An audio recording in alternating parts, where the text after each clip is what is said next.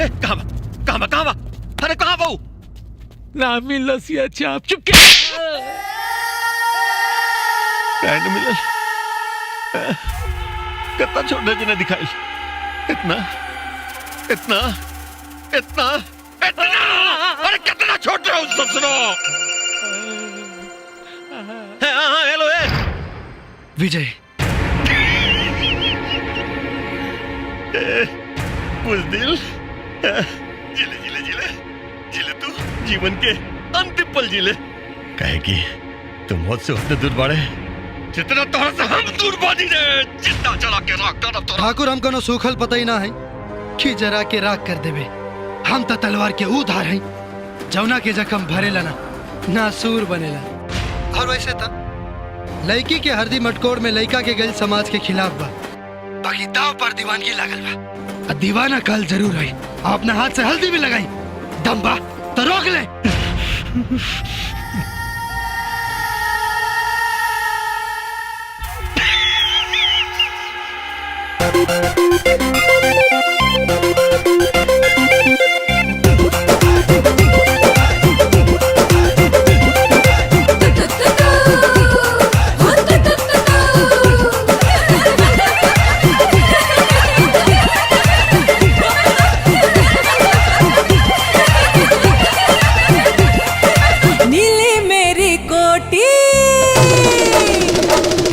नीली मेरी कोटी चुभे रे नस नस में नीली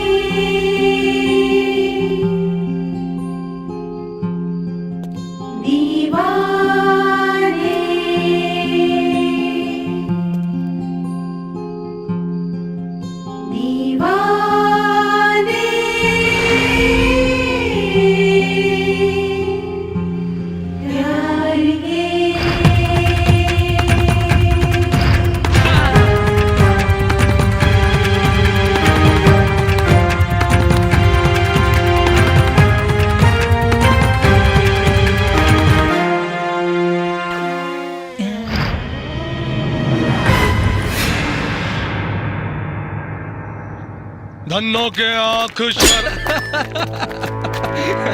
कारे नौटंकी है? बोल बोल विजय कहाँ बा? बोल हमके पता नहीं क्या बोल। चलो मत तनी सुधरे ना देवा ना। अबे पहला बेर कॉमेडी करता नहीं एक मतलब ही ना कि मौका हो गई नहीं तेवर अभी भी विलन वाला है बाबू। कहा भाई लोग जौन तोहनी करत आ रहा ना 150 पिक्चर में यह कैले हैं समझ आयल।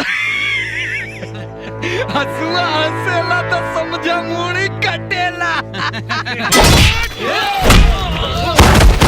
अरे पकड़ से लेकर के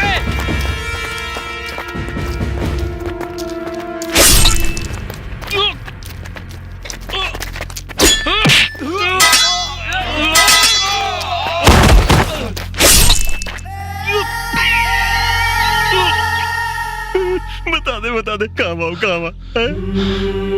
मैं जानता हूं ठाकुर इंसान को अपनी शर्तों पर जीने की कीमत चुकानी पड़ती है लेकिन अपनी मौत की कीमत पर तो मैं अपने दोस्त विजय की तस्वीर का पता ना बताऊं। बता अपनी मौत के खौफ से ना रे जवन खौफ हम तोरा चेहरा पे देख रहा बानी ठाकुर ओकरा चलते बता रहा बानी कि अगर अपना आप बचा सकता है तो बचा ले। तोरा कपारे पे बैठ के नाचता हूं कपारे पे जो बचा ले अपने आप के।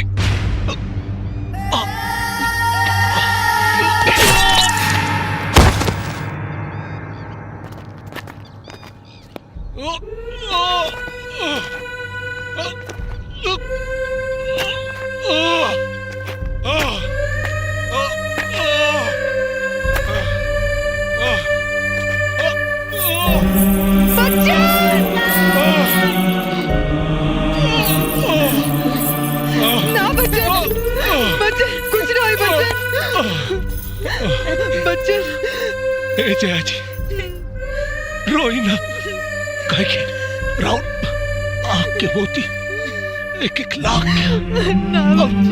और हमरा चलते नुकसान हो गए ना तो लोग कहिए कि हमरा के मोती की कीमत नहीं के पता।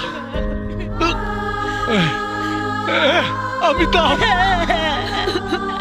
अच्छा चुम्मा नाले में कारे भावा अपन ख्याल रखिए तो तू न थकेगा कभी तू न थमेगा कभी कर शपथ अग्निपथ अग्निपथ अग्निपथ। दुश्मनी हमरा से रहला बाकी बच्चन के मार के ठीक ना कैला।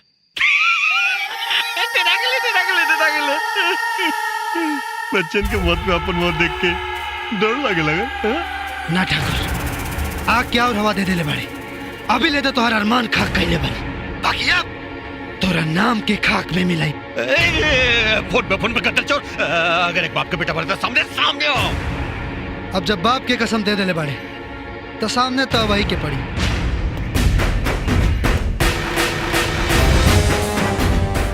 ठाकुर ऊपर देख।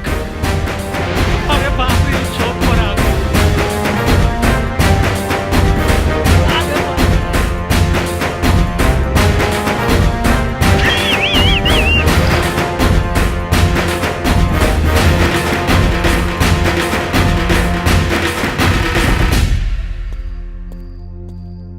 ठाकुर छत तो बहुत बढ़िया बनोले बड़े अरे कबो कबो हवा खाए खातिर भी अपना छत पे जाए के चाहिए। सामने आवे के जिद ना कल रहता ना तो किरण के साथ सुहाग रातों तारा छते पे मनाई थी।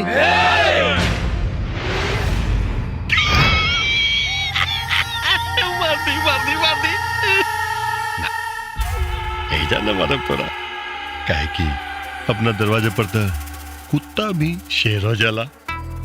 तोरा पूरा गांव वालन के सामने मारब। आज तक तू हमरा चैलेंज कैले, अब हम तेरा चैलेंज करतानी। काल दिन के 12 बजे हम बारात लेके किरण के यहाँ जाई। तू आजो, तारो बारात आई, हमरो बारात आई, मांग टिकाई, साथ फेरा होई। जेकरा प्यार में दम होई, दुल्हनिया हुए लेके जाई। दुल्हनिया हुए लेके जाई। जो एक और जिए के मौका देता नहीं। हाँ देखो वो की जो काल दिन में 12 बजे। जो।